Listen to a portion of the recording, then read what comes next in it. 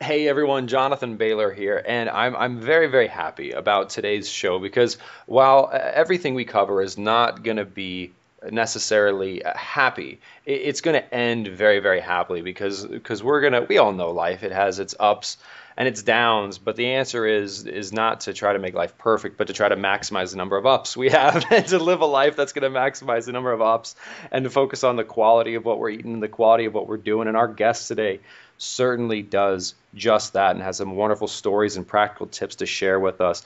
And she is the founder of EatCleaner.com, and she's also a featured chef on ABC's Recipe Rehab. She is none other than Mareya Ibrahim, and she is here to share all kinds of wonderful personal stories, which I'm just so honored she's willing to share, and then also some practical tips on how we can improve the quality of our life and our eating habits. So, Mareya, welcome.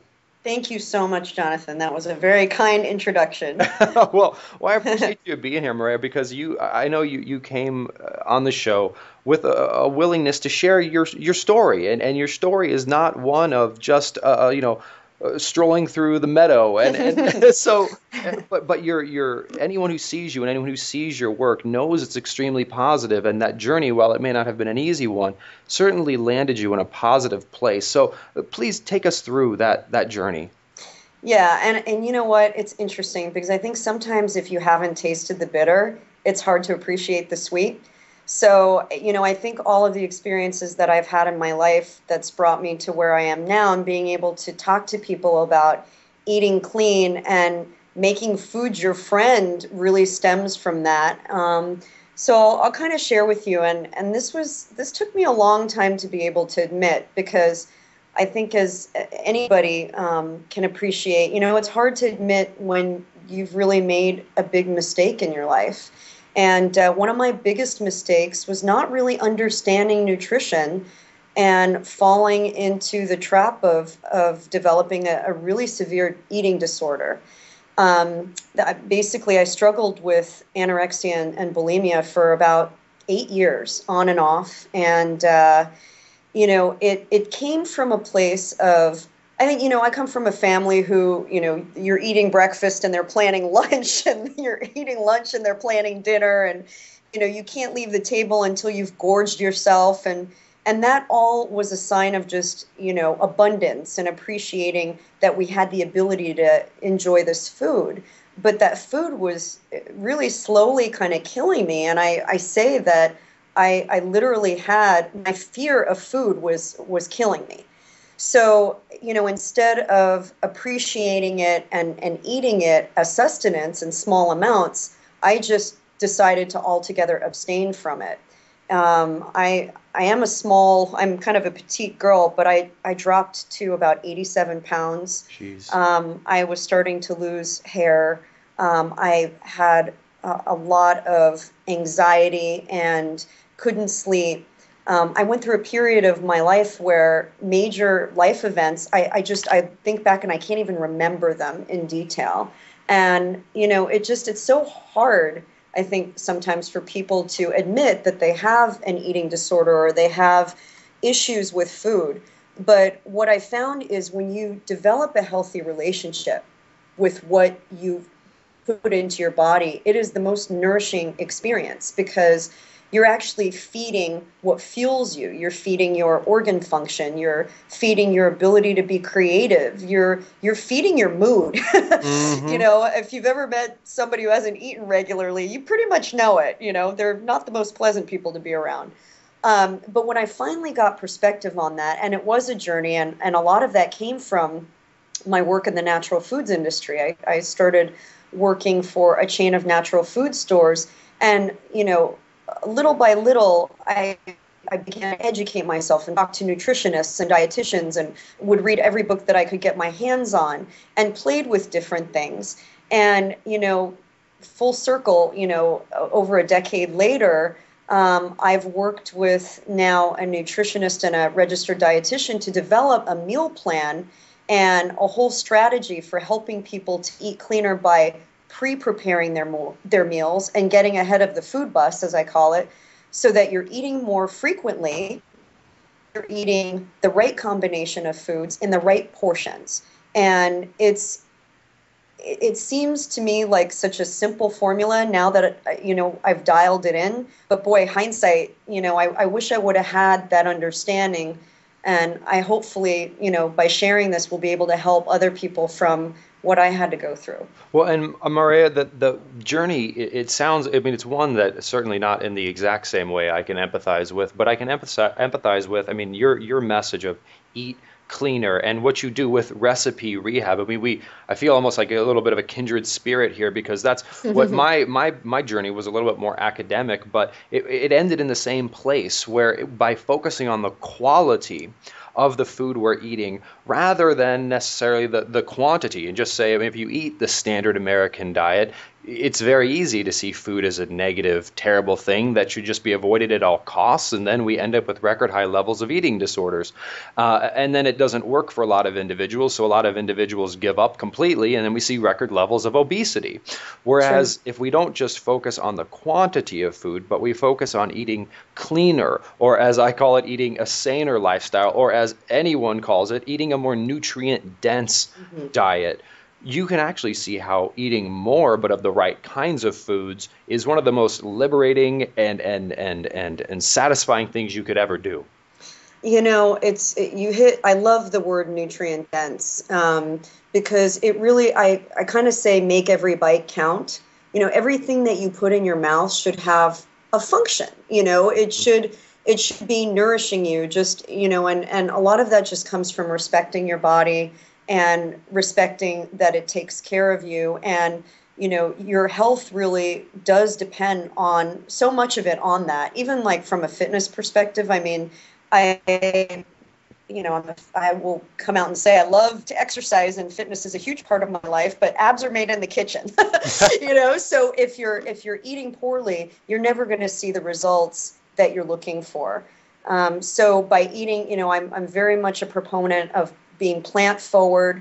I don't like to label diets, but I think eating, trying to get at least half of what you're eating for every snack and meal to be a solid vegetable, and adding in fruits in there as well, and doing a variety of them, getting as many leafy greens in there.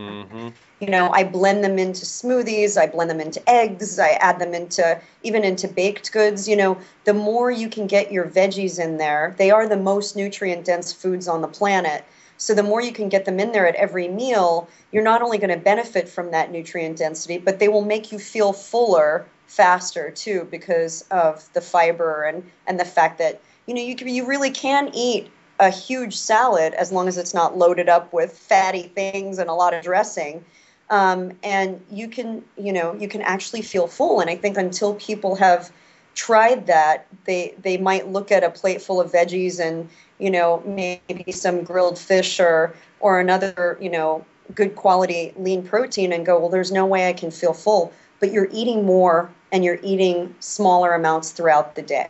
And Mareya, what do you say? I mean, the thing that's beautiful about what you're doing here is it would be very easy for someone who's not familiar with your work to hear this and say, well, okay, that sounds very, very, very boring, but it is the furthest thing from that. I mean, if you go to eatcleaner.com and you watch Mareya on ABC's Recipe Rehab, I mean, she does these things with these typically nutrient poor dishes, and she transforms them, she rehabs them into something which is still very, very nutritious, but also very, very delicious. Where do you get your inspiration? I mean, how do you do that? Well, I think the word healthy has just been vilified. I mean, it's almost like people equate healthy with being dull and being not very tasty. And I wanted to present a whole different side because I am a foodie. I do love food. I love the art of making food and sourcing great ingredients and feeding people and seeing the smiles on their faces, And so it really comes from a love of and passion for wanting to cook. And I go by the fit foodie. So for me, it's about making fit choices. And I think, the great thing about, and I call it nature's palette, is using fruits and vegetables and herbs and spices. They add so much color, and you eat with your eyes first. If something is colorful and beautiful on the plate, especially for kids love color. So if food is colorful, it will be inviting and people will love the idea of enjoying that. And I think it just opens up, just it looks so luscious and so bountiful. And I think, just even playing, like my science background kind of comes in playing with textures and, I just on Recipe Rehab made a chocolate cake, and I pulled out all of the oil and the butter out of the original recipe, which was over 1,000 calories and 75 grams of fat a slice, and put in beets. Mm-hmm. And we were able to get the calorie count down to 400 calories a piece and 10 grams of fat. And, I say, cake is not something that you're going to eat every day, but when you eat it, you want to feel like you're eating cake. Mm-hmm. And this was a hearty cake, Mm-hmm. it really, very luscious, and it ended up winning that challenge. And, it was funny because I'm sure there was a shriek across the country when they saw that I was putting beets in there, but then the family themselves and the kids that were part of that family picked that one as the winning recipe, knowing that there were beets in there. Mm-hmm. So, when you get your family involved in preparing the meals too, there are great statistics that show kids are going to be 80 to 90% more inclined to try something if they've had a hand in it. So that's important too. Mareya, I apologize for cutting you off there at the end, but one thing I wanted to draw the listeners' attention to is I think it could be easy to hear the story you just said and think about this as, again, there's two ways to look at what was done to that cake. One is a reduction in calories, and certainly that happened, but another way to look at it is a boost in nutrient density.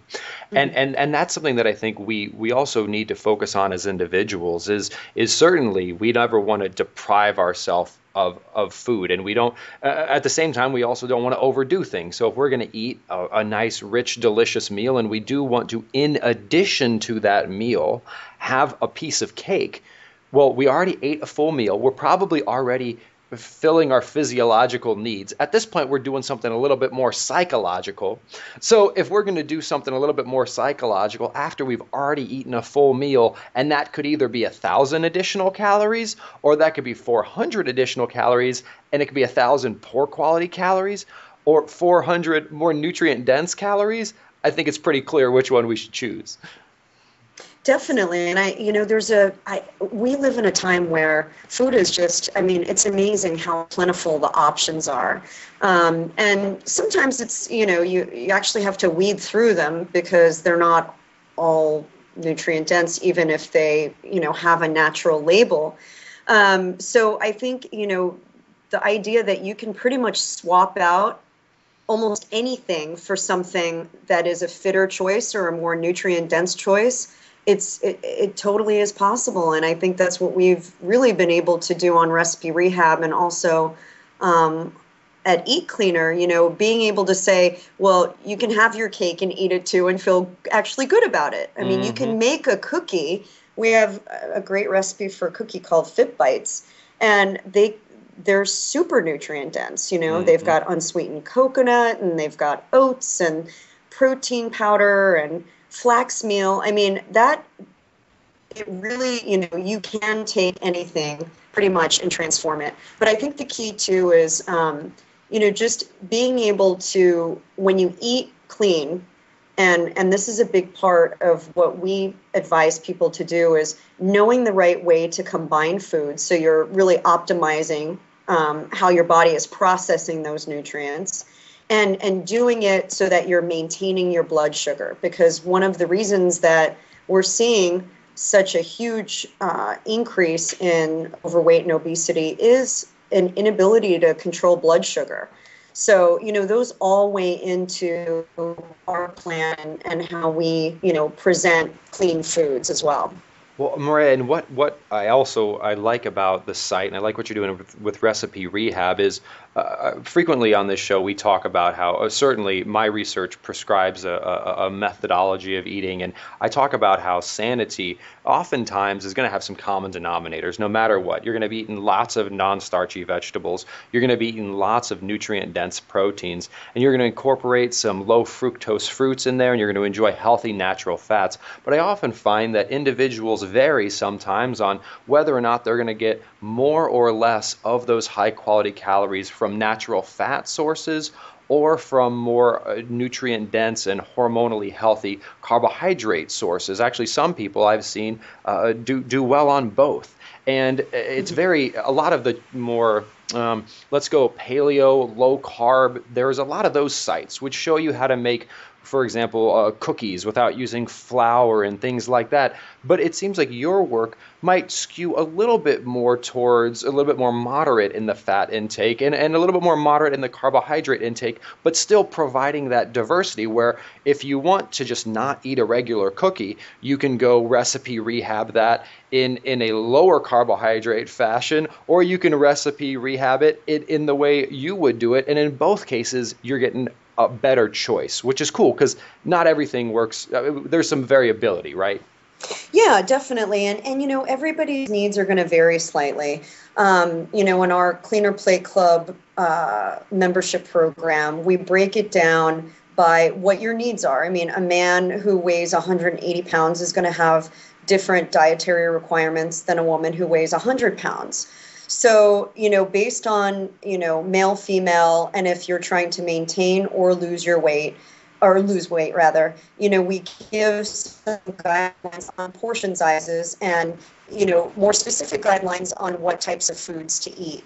So it's not paleo, it's not so restrictive. I mean, we've found that, in order to metabolize proteins, you do need complex carbohydrates. So we're not saying eliminate any one type of food, but we are giving you guidelines on portion sizes because people do sometimes have a tendency to maybe lean towards one, or maybe they have no idea what a portion size looks like. They've never actually really equated that. Maybe they think, well, brown rice is good, so I'll eat a whole bowl of it. Well, maybe you don't eat a whole bowl of it. Maybe you eat half a cup of it and combine that with, 2 cups of vegetables, your greens, and then 3 to 4 ounces of your lean protein, and that's a meal. So, helping just also help people visualize what those portion sizes look like and how to combine them. Well, and Mareya, certainly this story so far has been a wonderful one where it's not about starving ourselves. It's about enjoying food and eating nutrient-dense foods, and that can be different for different individuals. Some individuals may go higher on the complex carbohydrate end of the spectrum. Some people may go higher on the natural, healthy fat end of the spectrum. But regardless, I sometimes hear people say things like, well, either way, that's going to take too much time. And, I'm a single mom. I don't have time to do this. And what do you say to those people? I'm a single mom, too. I have 2 kids, 11 and 7. And, I started my business about 4 years ago, and I was a single mom when I started my business. And, if you look at it, I think in the grand scheme of things, it's really about priorities, right? So if we need sustenance, we can't survive without food or water, then shouldn't it rank kind of high in our priority? And when it really is, kind of the gateway to health. So I think, first of all, really understanding and prioritizing that in your life. And then secondly, I think with our plan, we've really tried to make it so that it's very easy to follow and it's not labor intensive. A lot of it just has to do with pre-washing your fruits and vegetables, and you can use our Eat Cleaner wash to do that because it helps to extend shelf life, whereas water doesn't. So you get that pre-washed and pre-cut up, and you make your refrigerator kind of a salad bar, and then you grill off, whether it's chicken or turkey or tempeh or any other vegetarian or vegan protein source. You pre-cook those, and then you have your staple pantry items. So maybe it's unsweetened coconut milk, you've got your flax meal, you've got good quality oils, you've got raw nuts. So you have all of those, and then you portion out your snacks, and then you literally just use all of those pre-cooked items and assemble them in a myriad of different ways. And that's our plan. So basically, we're saying dedicate 2 hours on the weekend or whenever you have a down day to pre-prep those items, and then you're eating all week long. Mm-hmm. So you talked about saving your sanity. It's totally about saving your sanity, because you're not wandering the grocery store at 6 o'clock after work when you're brain dead and you can't possibly think about what you're going to make, and then you're eating at like 8 o'clock. Mm-hmm. So, those 2 hours of pre-prep just are worth their weight in gold, and helping you to feel a lot more stress-free. Mareya, I couldn't agree with you more.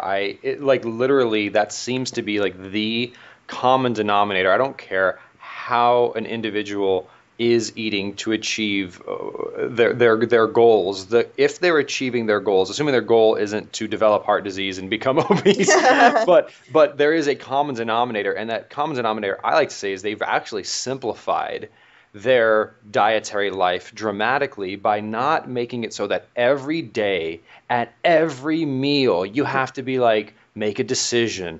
What's going to happen? Where am I going to get this from? I mean, that just complicates your life so much. If you just on one down day, you put in 2 hours, you do it in batches, you pre-prep those components, those key components of the meal. Man, there's so much complexity in life already. Just do that and you will simplify things dramatically. And you'll find that people who have success, they're all doing that. They're all setting aside some time. They're cooking in bulk. They're potentially buying in bulk. They cook for their freezer, I've heard a lot of people call it. Yeah. And it's so much simpler that way. It's so true. I mean, unlike exercise where you want to vary your routine to kind of shock the body so it doesn't get into a regular mode, your body actually really likes a pretty regular way of eating and pretty similar foods all the time. It actually likes that dependability. And you don't have to reinvent mealtime every time. You can make certain adjustments. You certainly don't have to eat the same thing every single day. In our meal plan, you don't eat the same things every day, but some things you might eat a few times a week. It's okay to eat oatmeal a few times a week. It's really simple and super nutritious. But it's not reinventing the wheel. It's not making mealtime, like you said, a chore. And I think the key thing, Mareya, that is so important here is that also make sure that what you're doing works for you. And I think for some of the listeners of this podcast, some of the things we've covered here, they may not be the exact dietary choices you would make as an individual, but for example, for Mareya and for her clients, they are working for her, and they're rooted in this common denominator, which is avoid the processed garbage. And if you have to choose between two options, choose the option that is more nutrient dense, right? And if we even want to go back to more of a tribal or a ancestral view of this, we have ancestors that survived on a wide array of different diets, but the key common denominator of all of those diets they were foods we find directly in nature, and those foods are generally foods that are extremely nutrient dense. And if we find an approach that works for us where we're not starving ourselves and we're not hungry and we can keep it up consistently, what else could we ask for? It's so true. I mean, when you can get your food dialed in, it's amazing. I look back and I'll tell you, it hurt. Those 8 years, I went through a lot of pain. And I wish I had the wisdom that I have now about it, because I see, even kids my daughter's age at 11 who are very diet conscious. And I'm like, no, you need to be eating more. You need to feed your body. And I think it's something that we really need to pay forward to our kids and instill those values and be the role models. Because if they're not learning it from us, we have no one else to turn to teach them that. We really kind of have to practice what we preach and walk the talk. So I get my kids involved in the kitchen when we're pre-prepping meals. Even my little guy, I'll have him, help me with peeling things or, helping me with a blender or mixing things, just even those little simple tasks he gets so excited about. And I think that's really important. I think, keeping your kids out of the kitchen is probably one. It's not what I would do. I would encourage them to even make a mess with you, you know? Oh, I love that. I love that, Mareya. Well, the key is like the two R's here. It's role model and also results, because like let's also just stay dialed in on how this is making us feel and how this is making our kids feel. And if it's not working for us, again, don't be constrained by anything outside of yourself and your body. Because what I hear you saying is you really got to be tuned into your body and whether or not these foods are serving you and making you feel good and improving your health, or whether or not, I mean, even I don't care who tells you that XYZ is good for you. If it makes you feel terrible and your health is suffering, stop. Like the results are I what matter. It's so true. And if I can share a true story that happened, and I was I'll make it brief, but I was on a flight coming back from New York, and I was waiting to use the restroom, and there was a woman standing behind me, and she, it was on a plane, which can sometimes be chilly, but she had like 4 layers on. She had a turtleneck and a sweater and a scarf and a full-length coat. And she goes, "I'm freezing. Are you cold?" And I was just wearing like a long sleeve, kind of light t-shirt. And I said, "No, I'm comfortable." I said, "Maybe you're hungry. When I'm hungry, sometimes I feel cold." She goes, "Oh, no, no, no, no. I ate a lot before I got on the plane." And I said, "Well, what is a lot to you?" Because she was kind of petite also. And she's like, "I'm a cancer doctor. I know how to eat properly." And I said, "Oh, okay. Well, my experience has been that if you eat, the right combination of proteins with complex carbs and fats, it's really helped me a lot." And I was kind of like just trying to talk to her, not by any means overstepping. I respect the fact that she's a doctor, but just kind of sharing my own experience. And she went on to say, "Well, I really only eat protein." And I said, well, maybe that's the problem. I said, maybe, just not eating enough of the other things, you're not metabolizing that protein and you're not giving your body available energy. She's like, "No, when I eat, I just feel really sleepy and very hypoglycemic." And I wanted to bang my head against the wall, I wrote a little blog about it, and I said, "Eat 5 to 6 clean meals a day and call me in the morning." So, I guess the moral of that was, the truth is really in how your body feels. Absolutely. And nobody can tell you what you should be eating really at the end of the day. But if you have allergens, if you don't process certain, glutens correctly, if you feel very lethargic after you eat, certain types of, foods, whatever they might be, definitely listen to your body and examine that. And, pretty much, again, anything can be modified. I think as long as you're staying very unprocessed and as close to nature as nature intended with your food choices, I don't think you can go wrong. Well, it almost seems like, Mareya, that we've arrived at a pretty awesome definition of healthy eating, and that healthy eating is something that is very enjoyable to do and that makes you feel very good as well. And if it's not those things, it's not healthy, because if it's not enjoyable, you're not going to keep it up, and you're probably going to yo-yo, and that's not healthy. And if it doesn't make you feel good, well, then you're not feeling good, so what's the point in the first place? Definitely. Definitely. And really, I think there's a lot to be said about stopping and really savoring your food. We get into this mode of just quick, on the go, grab it, don't even taste it while it's going down. Really take a few minutes to digest, eat slower. Even just chewing your food properly is really important in maintaining your weight. If you're gulping your food down and you're not chewing it, you're not giving your body a chance to break it down in the enzymes in your mouth to do what they're supposed to, that can also cause problems, indigestion, bad digestion. So, just take the time to respect it. It's what keeps us alive.